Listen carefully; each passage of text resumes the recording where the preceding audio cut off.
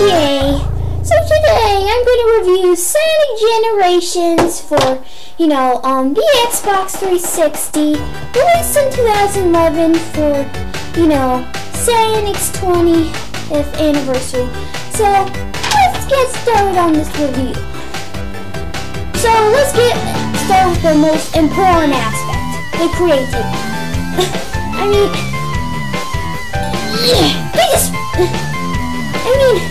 What the heck? They didn't add any new zones. Bringing back classic Sonic, reimagining the zones in HD. That was creative, but, if they ever do that again, I'll get tired of it. Like, in the first, let's just bring up New Super Mario. Okay, for the DS. Okay, nostalgia for that game, it worked once. But when they, kept doing that with New Super Mario Bros. Wii, New Super Mario Bros. 2, and New Super Mario Bros. Wii, I was infuriated! They better not, do that again. It's okay to make maybe like 1 or 2 throwback zones per game, but it worked with this game because they only did it once, but they better not make like a Sonic Generations 2. They better not, because I want to see new Sonic ideas, but nostalgia works with this game. Because it's a 20th anniversary and it only works once. Alright, so this game, it isn't very creative, but that's fine, because they're using nostalgia as a twist for this game, and it works once. Just, if they do it again, I'll get in theory, but it works with this game. So, not creative, but I don't mind, because it's the first time they did, the first time they made a game that was relied on nostalgia, besides Sonic 4, which I didn't mind, because, it's supposed to be a throwback game. That had the modern Sonic in it, not the classic Sonic. It's still a good game. Okay, but that's not the point. Alright, let's get on to the game. First of all, depth. Okay, this game does have depth. Okay?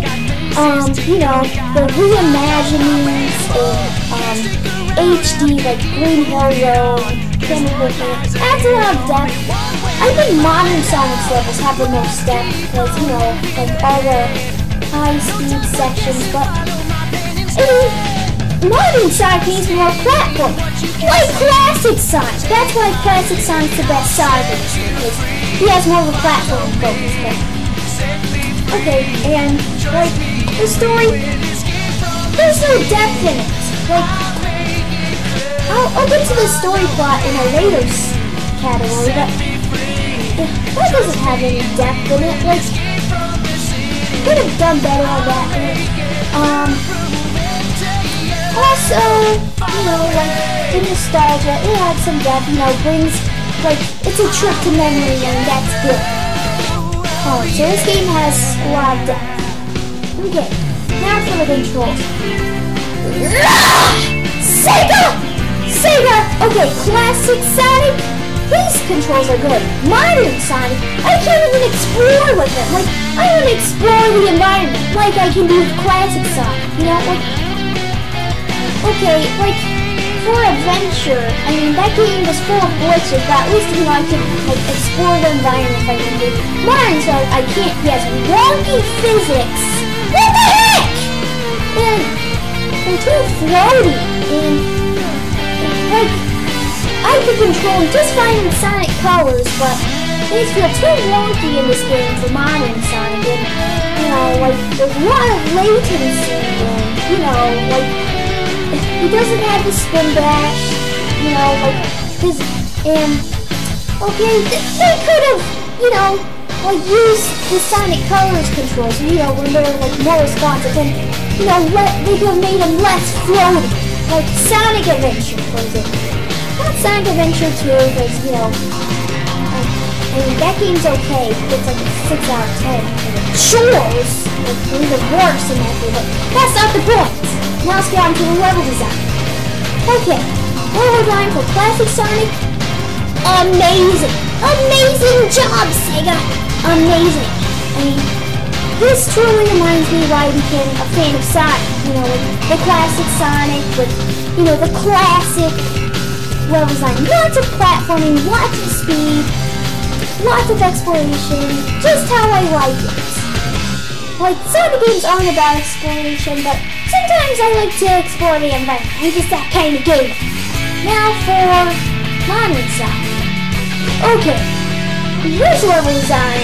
Okay, there's speed, there are platforming sections, like, you know, they're called platforming, nice go, but it's too blocky, they're too slow-paced, like, the wonky physics and Sonic's high jump. What the heck, man? I mean, Sonic's platforming areas are too slow. It's supposed to be a fast-paced platformer, like the classics, you know, like lots of platforming, and the speed sections. There's too many speed sections that don't require platforming.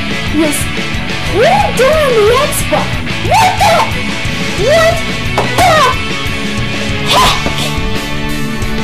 Okay,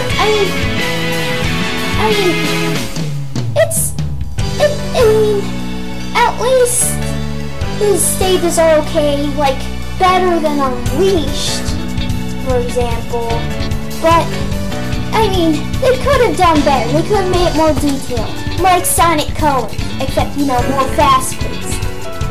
Okay, now let's go to, the multiplayer aspect, which I added. Okay, there's no multiplayer in this game, so I can't really judge that, but, I add the multiplayer aspect for, you know, like, in the future when I review games with multiplayer, you know, I can just, you know, review the multiplayer in those games.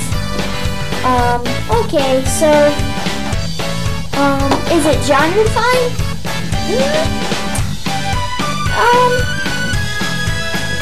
Yeah, it is. Like, classic Sonic stages are genre-defined, but modern Sonics, not so much. Like, they're too hyperactive, you know, like, there are only some platforming sections, but classic Sonic stages, those are genre-defined, and classic Sonic stages alone make this game worthwhile. Now for the graphics. Okay, the graphics are amazing. Okay, it reimagines, like, past environments in, HD, and it's amazing. Okay, I was wowed. Especially, the one thing I liked better at modern Sonic stages were, like, the graphics. Like, classic Sonic's graphics were good, but, you know, like, modern Sonic stages, the graphics, you know, really pop out. Just in my opinion. Okay, but I still like classic Sonic stages, but not for the story plot. The story plot! The story plot! Well, they could have done so much better. What the heck, Sega? What? Were you even trying? Were you even trying? Can't you try? You weren't trying, Sega? Wow! Okay, here's the story plot. You know, classic Sonic. You know, he's running around, and then, like, this, you know, like, huge monster. You know, it's the Time Eater. Like, ruins the past, and then he really Sonic's birthday party, and then we see his friends saying, "Happy birthday, Sonic!" And then they're eating cake, and then, "I hope you enjoy this chili dog, Sonic. It's so good, Tails." What the heck? Why couldn't they add the classic plot elements? You know, like the classics. And then Time Eater comes in and then, like, eats all his friends, and then like, some of the characters should have stayed frozen. Like, Rouge, she's like a flirt, she's completely useless, and then some of the characters should have stayed frozen, and then, like, he needs classic Sonic in the game. Like, they don't fight. I would like to see them fight, but some parts of the story plot are pretty good, but most of it feels poorly put together, too predictable. What the heck, Sega? Bring back the classic plot elements, not for the character design. Okay, the character design for both characters are pretty good. Like, Modern Sonic, he looks better in this game. Like, he's carrying a bit more weight. He's, you know, like, he has, and, you know, he kind of acts like his classic self a little bit. Like the poses and everything, and Classic Sonic, he looks the best, even though Modern Sonic still looks pretty good. And Classic Sonic, you know, he's always happy, he's like, you know, just jumping around, and he's mute, which I like. Like, they should have made Modern Sonic mute too. And character design in this game is pretty good.